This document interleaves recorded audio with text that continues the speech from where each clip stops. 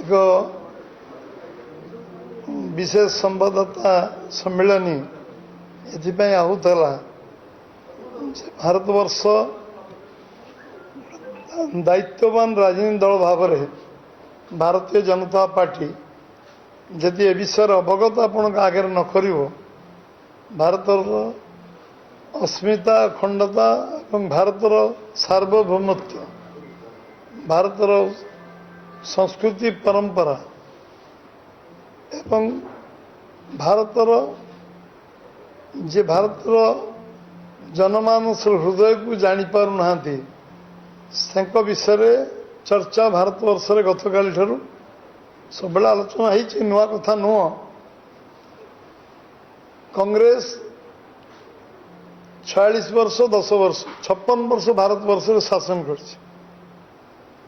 विरोधी दल रे बसबार अभ्यास नहीं विरोधी दल 10 वर्ष वाजपेयी समय 6 वर्ष बसला अणनिश्वास होती कांग्रेस निजर भारसाम्य मानसिक भारसाम्य हर विशेषकर नेता राहुल गांधी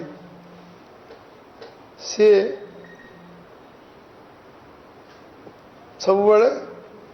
किसी विषय कौन कहती बुझीपारती कौन कौन विषय रखती किए लिखिकी दिए क्या लेखा पर से भाषण दियंती शेष हिंदू मान को हिंसक कहवा मिथ्यावादी कहवा एवं हिंदू मान विषय जो भाव में आतंकवादी शब्द जोड़ा हिंदू मान विषय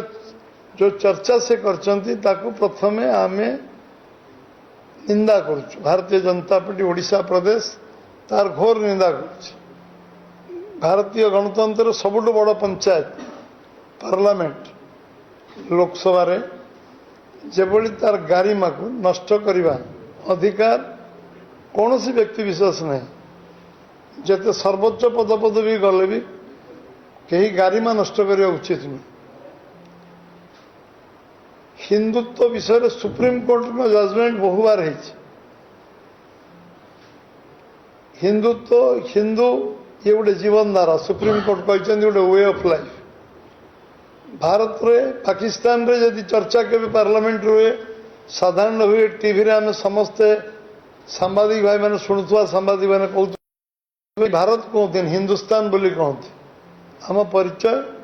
सिंधु नदी अवहिकार जो मैंने अच्छा हिंदू बोल कह आम अखंड भारतर स्वप्न जो देखा लोक जी कि अरविंद घोष से बीजेपी रे जनसंघ नथिले अखंड भारतर स्वप्न देखते आज नेताजी जो संग्राम करते से अखंड भारत पर लड़ुले इंग्रेज के विरुद्ध जुग जुगर जो मैंने आम लड़ी जो मैंने से राष्ट्रीय आंदोलन में जोग देते समस्ते ये हिंदुस्तान पर लड़ुले हिंदू लड़ुले हिंदूर विचारधारा लड़ुले हिंदूर जीवनधारा लड़ुले हिंदू माने जब हिंस राहुल गांधी तादर बचे केमती सी भी जन हिंस मिथ्यावादी आतंकवादी सी जन एभली व्यवहार कथबार्ता करवा पार्लियामेंटर सदस्य भाव नुहे केवल विरोधी दल नेता भाव कहवा एवं जेभली भाव में काली प्रदर्शन है 140 कोटी लोकंकर हृदय को आघात देछि एवं से बाबद रे